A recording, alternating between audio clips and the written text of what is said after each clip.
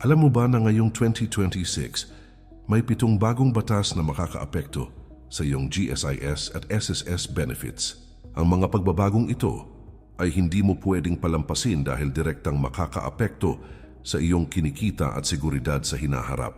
Kung ikaw ay empleyado, negosyante o kahit simpleng miyembro lang, ang impormasyon na ito ay mahalaga para sa iyong financial na kalayaan. Sa loob ng ilang minuto, matutuklasan mo kung paano ang mga bagong batas ay makakatulong o makakaapekto sa iyong pang-araw-araw na buhay. Maraming Pilipino ang nagtataka kung paano maiiwasan ang abala at problema sa kanilang mga contribution at benepisyo sa GSIS at SSS. Ang mga bagong batas ay naglalayong gawing mas maayos at mas transparent ang sistema para sa lahat. Sa video na ito, ipapaliwanag natin ng detalyado bawat isa sa 7 batas upang mas maging handa ka sa anumang pagbabago. Bago tayo magsimula, iniimbitahan kita na mag-subscribe sa ating channel. Para lagi kang updated sa mga bagong videos na aking gagawin, paki-like na din ito at share sa iyong mga kaibigan at tuklasin natin kung paano umasenso sa buhay. Isa sa mga pinakamahalagang aspeto ng 7 bagong batas ay ang epekto nito sa iyong pensyon at retirement benefits. Ang bawat miyembro ay kailangang malaman ang mga bagong alituntunin upang hindi mawalan ng karapatan at matiyak na tama ang kanilang kontribusyon.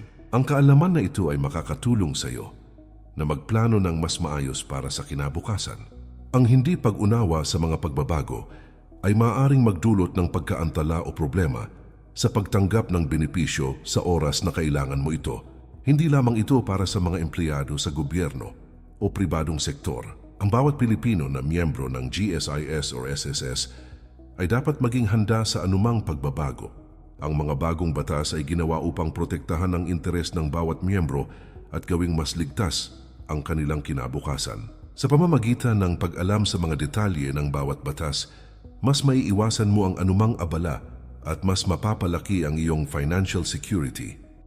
Number 1. Mas mataas na contribution rate sa SSS at GSIS. Ngayong 2026, itinaas ang contribution rate para sa lahat ng miyembro ng SSS at GSIS. Ang pagbabago ay ginawa upang mas mapalakas ang pondo para sa pensyon at iba pang benepisyo. Mahalagang malaman ng bawat miyembro kung paano ito makakaapekto sa kanilang buwanang sahod. Kung hindi ka handa, maaari kang ma-overcharge o mawalan ng tamang calculation sa iyong contributions. Ang bagong rate ay magkakaiba depende sa sahod at employment status ng bawat miyembro. Para sa mga empleyado, ang employer at employee contribution ay parehong tataas. Sa mga self-employed o voluntary members, mas malaki ang magiging monthly payment. Ito ay dapat paghandaan para hindi ka mabigla sa pagbabago sa iyong budget. Bukod sa pagtaas ng rate, may dagdag na benepisyo rin na kasama. Ang SSS at GSIS ay naglalayong mas mapabilis ang pagtanggap ng maternity, sickness at retirement benefits. Kung mas mataas ang kontribusyon, mas malaki rin ang benepisyo na matatanggap mo sa hinaharap. Ito ay isang paraan upang masigurado na protektado ang bawat miyembro sa kanilang pagtanda. Mahalaga ring alamin kung paano mag-adjust sa iyong personal na financial plan. Maraming Pilipino ang hindi agad nakakaintindi kung paano nakakaapekto ang bagong rate sa kanilang buwanang gastusin. Ang tamang kaalaman ay makakatulong upang mapanatili ang financial stability kahit na may pagbabago sa contribution. Huwag itong baliwalain dahil ito ay direktang konektado sa iyong kinabukasan. Ang pagtaas ng contribution rate ay may positibong epekto. Kung ito ay nauunawaan at napaghandaan ng tama, ito ay pagkakataon upang mas maging responsable sa iyong financial future. Sa pamamagitan ng pagiging proactive, may iwasan mo ang anumang problema sa pagtanggap ng benepisyo sa oras na kailangan mo ito. Ang pag-alam sa detalye ng batas na ito ay makakatulong sa iyo na mas maayos na planuhin ang iyong buhay at protektahan ang iyong pamilya. Number 2. Mas maagang eligibility para sa retirement benefits. May bagong batas na nagpapahintulot sa ilang miyembro na maagang mag-claim ng retirement benefits. Ito ay nakalaan para sa mga miyembro na may espesyal na kondisyon o nangangailangan ng pensyon ng mas maaga. Ang eligibility ay nakadepende sa edad at bilang ng taon na nag-contribute sa SSS o GSIS. Kung hindi mo alam ang detalye, maaring mawalan ka ng pagkakataon na makinabang sa benepisyo sa tamang oras. Nagbigay ang batas ng malinaw na guidelines kung sino ang qualified sa maagang retirement. Kasama rito ang mga miyembro na nakamit ang required age limit at may sapat na kontribusyon. Mahalagang suriin ang sariling records upang malaman kung eligible ka sa maagang benepisyo. Ito ay paraan upang masigurado na makukuha mo ang tamang halaga ng pensyon nang hindi nag-aantay ng sobrang taon. Bukod sa eligibility, may bagong proseso ng aplikasyon para sa mas mabilis na approval. Mas pinadali ang submission ng requirements at mas mabilis na na-approve ang claims. Ito ay malaking tulong sa mga miyembrong nangangailangan ng pera para sa kanilang pang-araw-araw na gastusin. Ang tamang impormasyon ay magbibigay sa iyo ng kalamangan upang agad mong ma-access ang benepisyo. Ang pagbabago ay may epekto rin sa personal na financial planning ng bawat miyembro. Kung alam mo ang maagang eligibility, maaari mong i-adjust ang iba pang savings at investments. Maraming Pilipino ang hindi napapansin ang advantage na ito, kaya mahalagang maging updated sa bawat pagbabago. Ang kaalaman sa detalye ng bagong batas ay makakatulong upang mas maayos na planuhin ang iyong kinabukasan. Ang maagang eligibility ay pagkakataon upang mas maging handa sa pagtanda at mga pangangailangan sa buhay. Ito ay naglalayong bigyan ka ng seguridad sa panahon na hindi mo na kayang magtrabaho ng full-time. Ang pag-intindi sa bagong batas ay susi upang hindi mapag-iwanan sa mga pagbabago sa sistema ng SSS at GSIS. Kung gagamitin ng tama, makakakuha ka ng mas maagang tulong na makakaapekto sa kalidad ng iyong buhay. Number 3. Mas pinalawak na sickness at maternity benefits. Bilang bahagi ng bagong batas, pinalawak ang saklaw ng sickness at maternity benefits. Para sa lahat ng miyembro, ito ay naglalayong masigurado na ang bawat Pilipino ay protektado sa oras ng karamdaman o kapag may bagong silang na anak. Ang bagong limitasyon at dagdag na benepisyo ay makakatulong sa pag-manage ng gastusin sa ospital at iba pang medikal na pangangailangan. Mahalagang malaman ng bawat miyembro kung paano nila makukuha ang karagdagang benepisyo nang hindi nahihirapan sa proseso. Kasama sa pagbabago ang mas mahabang paid leave at mas mataas na daily allowance para sa mga nagkasakit o nanganak. Ang SSS at GSIS ay naglaan ng malinaw na guide para sa mabilis na pag-claim ng benefits. Ito ay malaking tulong sa mga empleyado, self-employed at voluntary members na may limitadong savings para sa emergencies. Sa pamamagitan ng pag-alam sa bagong guidelines, maiiwasan ang abala at pagkaantala sa pagtanggap ng pera. Ang bawat miyembro ay dapat tiyakin na updated ang kanilang contribution records para makuha ang tamang halaga. Kapag may kulang sa data o delayed ang submission, maaring maapektuhan ang payout ng benefits. Ang tamang kaalaman sa proseso ay makakatulong upang maging mas maayos ang pagkuha ng suporta sa oras ng pangangailangan. Hindi ito simpleng detalye lamang, kundi bahagi ng proteksyon para sa iyong sarili at sa iyong pamilya. Bukod sa dagdag na allowance, may pagbabago rin sa requirements ng aplikasyon. Mas simple at mas mabilis ang proseso kung ihahambing sa lumang sistema ng pag-claim ng sickness at maternity benefits. Ito ay naglalayong bawasan ang stress at komplikasyon na nararanasan ng maraming miyembro dati. Ang bawat Pilipino ay dapat malaman ang hakbang-hakbang na procedure upang hindi mawalan ng karapatan sa benepisyo. Ang pinalawak na benefits ay hindi lamang para sa personal na kaginhawaan, kundi para sa pangmatagalang seguridad. Ito ay oportunidad upang mas maging handa sa hindi inaasahang sitwasyon at medical emergencies. Kung gagamitin ng tama, makakatulong ito sa pagplano ng mas maayos na kinabukasan para sa sarili at pamilya. Ang bawat detalye ng bagong batas ay mahalaga at dapat seryosohin upang mapakinabangan ng buo ang benepisyo. Number 4. Mas pinabilis na pag-release ng loans at benefits. Isa sa mga bagong batas ay nagpapabilis ng proseso sa pag-release ng loans at iba pang benefits para sa miyembro.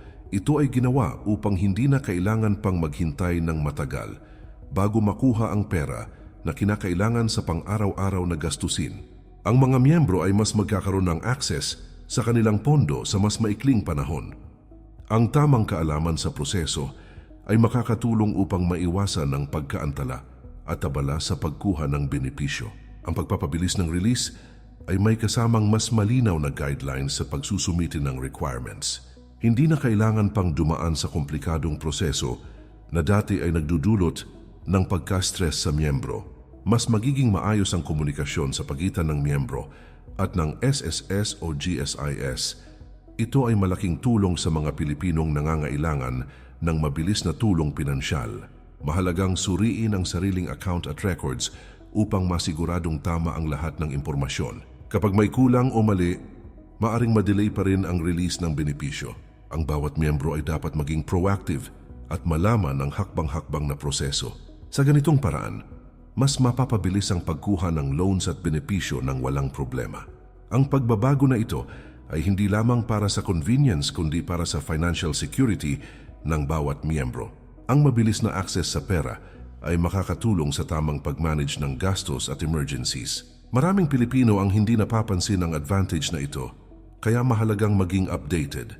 Ang bawat detalye ng bagong batas ay dapat seryosohin upang masulit ang benepisyo na inaalok. Ang mas pinabilis na release ay pagkakataon upang maging mas handa sa anumang financial need.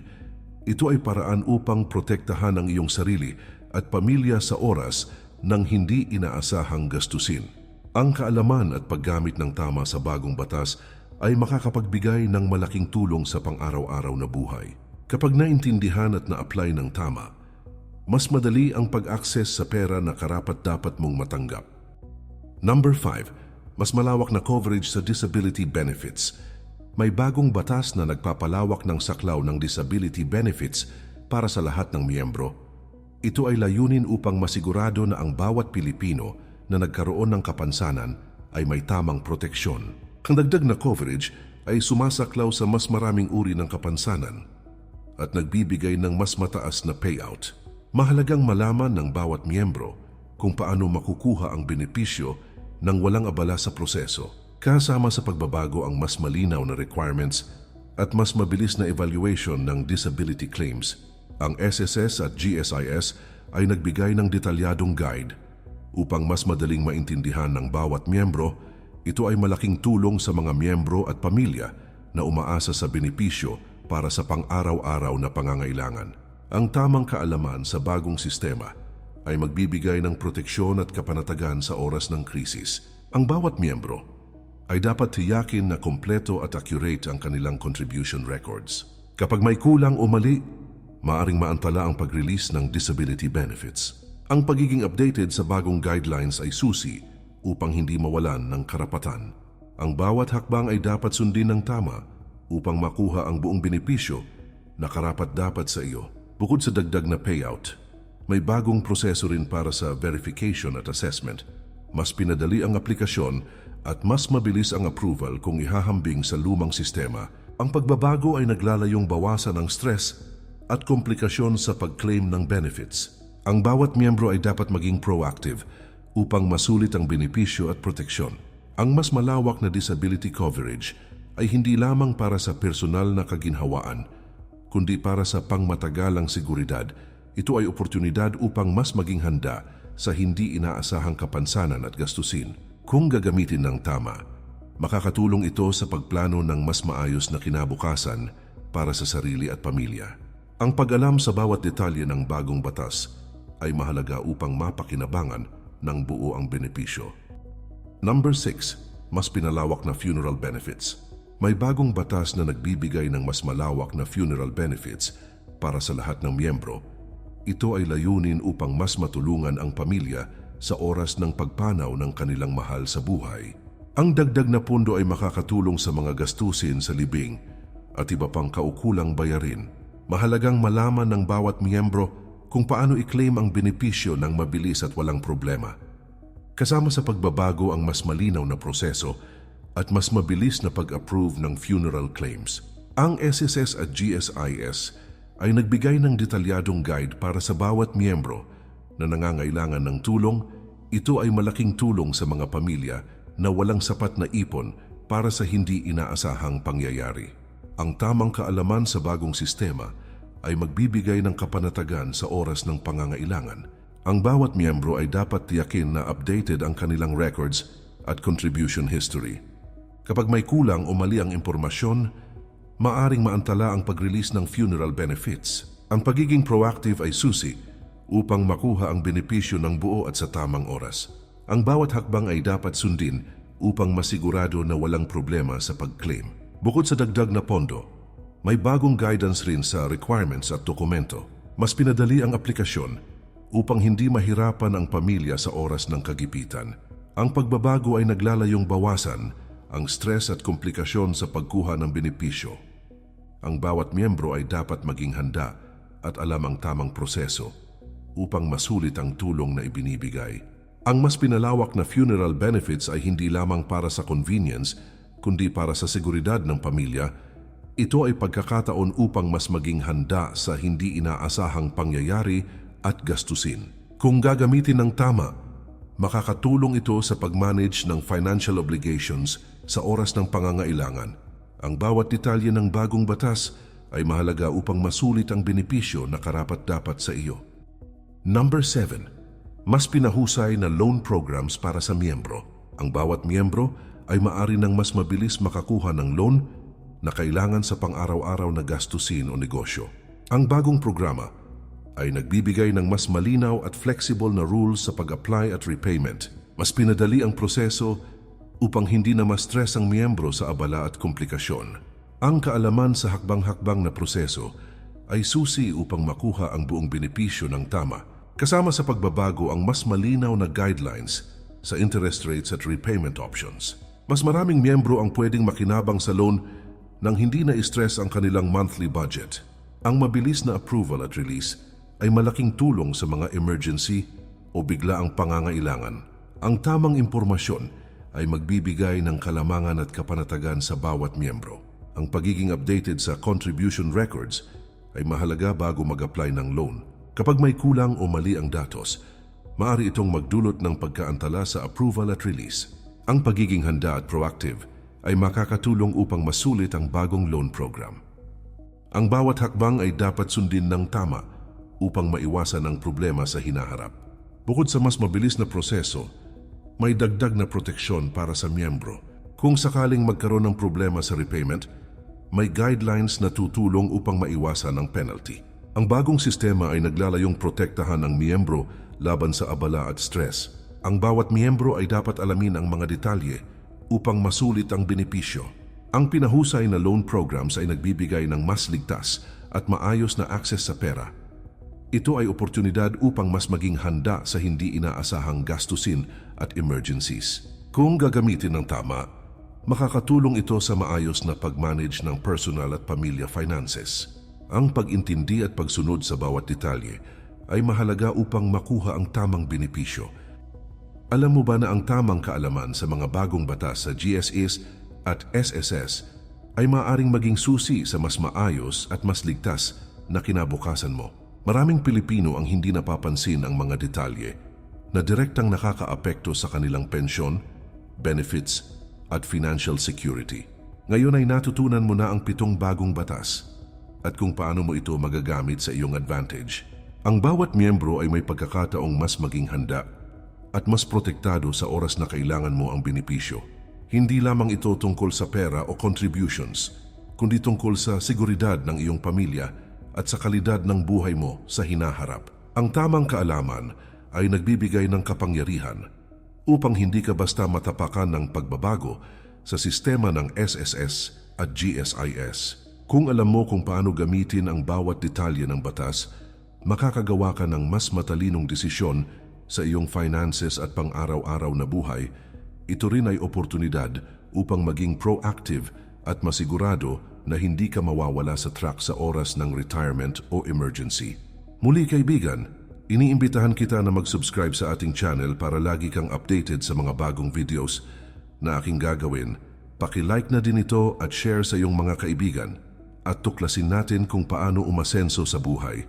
Huwag palampasin ang bawat update at tips na magbibigay sa iyo ng advantage sa financial planning at seguridad sa hinaharap. Panatilihin ang pagiging handa at informed sa bawat pagbabago sa SSS at GSIS dahil ito ay makakaapekto sa bawat aspeto ng iyong buhay. Ang kaalaman na ito ay hindi lamang para sa ngayon, kundi para sa mas maayos at mas ligtas na bukas para sa iyo at sa iyong pamilya.